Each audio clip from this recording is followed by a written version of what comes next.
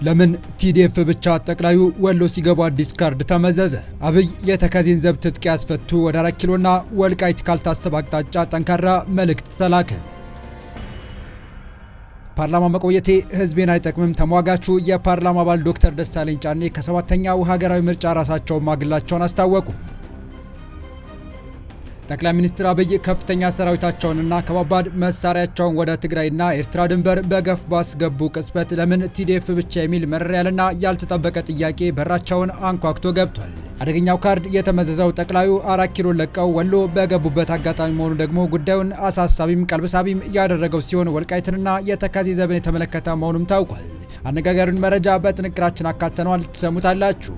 በሌላ በኩል ደግሞ ላለፉት 5 ዓመታት በሚያነሷቸው ጠንከር ያሉና ሞጋች ሀሳቦች የፓርላማው ድምቀት የነበሩት ቁልፍ ሰው መጪውን ምርጫ አስመልክቶ ያልተጠበቀና ብዙዎችን ያሳዘነ መረጃ ወቁልኝ ብለዋል። ፓርላማ መቆየት ህዝቤን አይጠቅምም ያሉት የህዝብ እንደራሴ አባሉ ይፋ ያደረጉት አነጋጋሪ ውሳኔ በተመለከተ የተሰነዘሩ ሀሳቦችን ጨምረን ይዘናል። ሰላም ውድ የሁሉ ዴይሊ ቤተሰቦች እንደምናላችሁ፣ ቻናሉን ሰብስክራይብ፣ ላይክ፣ ሼር ያደረጋችሁ እስከ መረጃዎቻችን ፍጻሜ አብራችሁን ቆዩ።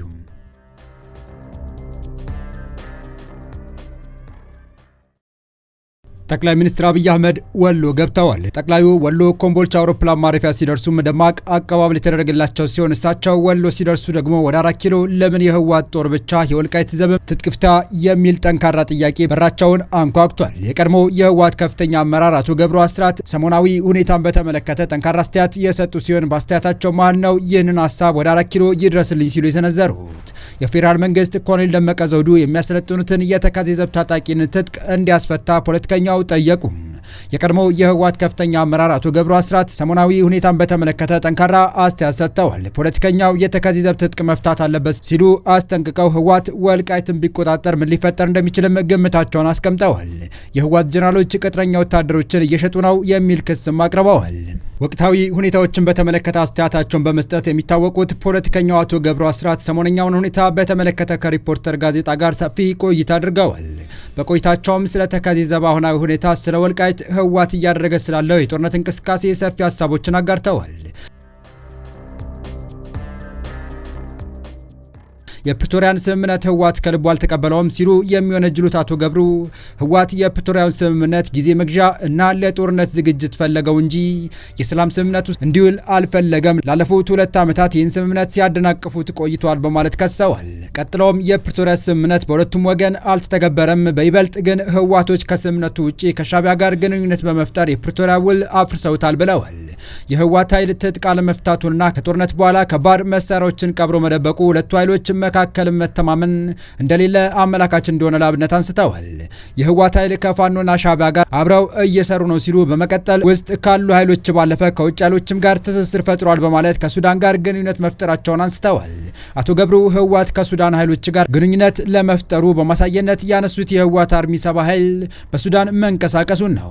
የህወሓት ቡድን እንደ ሻዕቢያ ከውስጥም ከውጭም ካሉ ኃይሎች ጋር በመሆን ከግጭት አትራፊ ለመሆን እየሰራ ነው በማለትም ሀሳባቸውን እንዲህ ያብራራሉ። በትግራይ ውስጥ ትልቅ የኢኮኖሚ ፍላጎት አላቸው። ይህን የኢኮኖሚ ፍላጎት በፍትሃዊና ሰላማዊ መንገድ ሳይሆን አሁን እንደሚያደርጉት በህገወጥ መንገድ ማከናወን ነው የሚፈልጉት። ራሳቸው እንዳመኑትም በህገወጥ ማዕድን ዝርፊያ ላይ ተሰማርተዋል። በሌሎች ክልሎችም እንዲሁ ከውጭ ደግሞ ታጣቂዎቻቸውን በቅጥረኛ ወታደርነት በመሸጥ ገንዘብ እያገኙ ነው ሲሉ አብራርተዋል። የህወሓትን አመራሮች ሰላም ጠል ናቸው ሲሉ የሚከሱት አመራሩ ከሰሞኑ በጠለምት የታየው ግጭትም ቡድኑ ሰላም እንደማይፈልግም የሚያሳይ ነው በሚል ወንጅለዋል። የትግራይ ህዝብ ሌላ ዙር ጦርነት ማየት አይፈልግም፣ ጦርነት እንዳይነሳም እንቅስቃሴ እያደረገ ነው ብለዋል። ከሰሞኑ በጸለምት ጦርነት ሲከፍቱ ማንም እየደገፋቸውና የተከላከላቸው እንደሌለ በማንሳትም ህዝቡ እንዲሁም የክልሉ ፖለቲካ ማህበረሰብ ጦርነት እንደማይፈልግ አሳይቷል ሲሉ አክለዋል። በአሁኑ ወቅት በትግራይ የጦርነት ስጋት እንዲያንዣብብ ምክንያት የሆነው የህወሓትና የጦር አበጋዞቹ የተሳሳተ ስሌት ነው ሲሉ የሚቀጥሉት ፖለቲከኛው ከኮር በላይ ያሉት የጦር አበጋዞች እኛ የህወሓት ደጋፊ ነን ማለታቸው ትልቅ ችግር የፈጠረ ነው። የጦር አበጋዞቹ ይህን ውሳኔ መቀልበስ አለባቸው ይላሉ። ለጥቃውም የፌዴራሉ መንግስትም ሆነ ህወሓት ከቅን ልብ የመነጨ ሐቀኛ ድርድር ማድረግ አለባቸው ሲሉ አሳስበዋል። ሌላው አቶ ገብሩ በዚህ ቃለ ምልልሳቸው ያነሱት ጉዳይ የወልቃይትን ጉዳይ በተመለከተ ነው። በወልቃይት በአሁኑ ወቅት በሺዎች የሚቆጠሩ ታጣቂዎች ማለትም የተከዜ ዘብ አባላት መሰልጠናቸውንና እየሰለጠኑ መሆኑን ማስታውሰው መንግስት እርምጃ መውሰድ አለበት ብለዋል። የፌዴራሉ መንግስት ቲዲኤፍን ብቻ ሳይሆን ምዕራብ ትግራይን የተቆጣጠሩ የአማራ ታጣቂዎችንም ጭምር ትጥቅ ማስፈታት አለበት ሲሉ ወደ ወልቃይት ጠንካራ መልእክት ልከዋል። እስቲ እንበልና ህወሓት በለስ ቀንቶት ወልቃይትን ተቆጣጠረ እንበል። ሰላም ሊያስጠብቅ ይችላልን? ፈጽመው አይችልም። በጦርነት አካባቢውን መቆጣጠር ቢችሉ እንኳን ዘላቂ ሰላምና ደህንነት ሊያስጠብቁ አይችሉም። ነገ ላይ ነገሮች ሊገለባበጡ ይችላሉ። በጦርነት አካባቢ መቆጣጠር ለነገ ግጭት የሚጋብዝ ነው ሲሉም አክለዋል።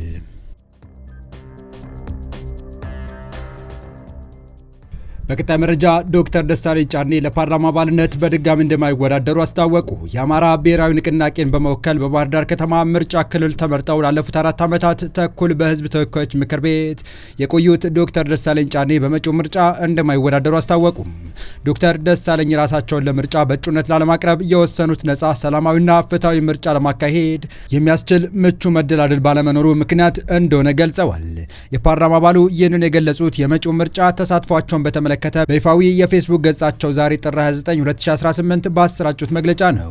ዶክተር ደሳለኝ ባለፉት ዓመታት የባህር ዳር ከተማን በመወከል በህዝብ ተወካዮች ምክር ቤት የህዝብ ሀቀኛ ድምጽ በመሆን ማገልገላቸውን በመግለጫቸው ላይ ጠቅሰዋል።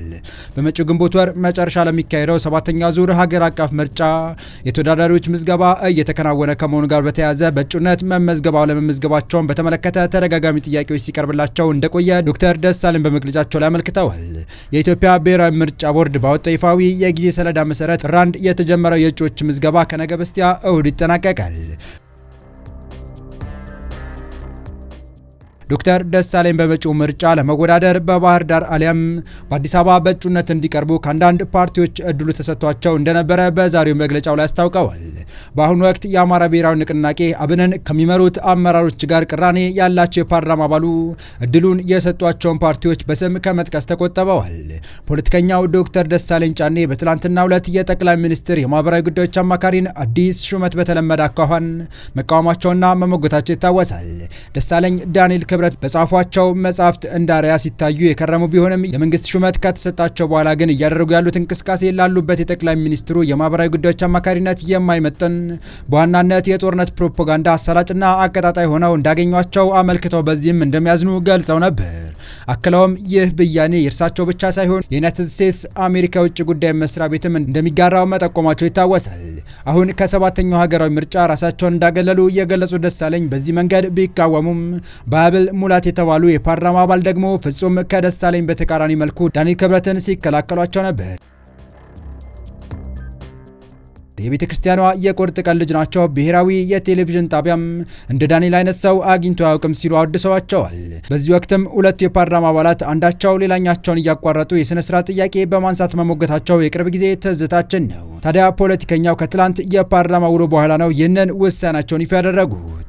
የተወደዳችሁ የቻናላችን ቤተሰቦች ለአሁኑ ለእናንተ ይመጥናሉ ብታደምጧቸው ታተርፉባችኋላችሁ ብለን የመረጥንላችሁ ዕለታዊ መረጃዎቻችን እስካሁን ያደመጣችኋቸው ነበሩ። በተመሳሳይ ሀገራዊና ቀጠናዊ ጉዳዮች እንዲሁም ዓለም አቀፋዊ የጂኦፖለቲካ ወታደራዊና አነጋጋሪ ክስተቶችን ለበለት ተከታትለን በትኩስ ይዘን እንደምንቀርብ እያሳወቅን የቻናሉ ቤተሰብ ካልናችሁ ሰብስክራይብ፣ ቪዲዮን ላይክ እና ሼር በማድረግ ተደራሽነታችን ታሰፉ ዘንድ አክብሮታዊ ግብዣችን ነው። አበቃን። ሰናይ ጊዜን ተመኘን።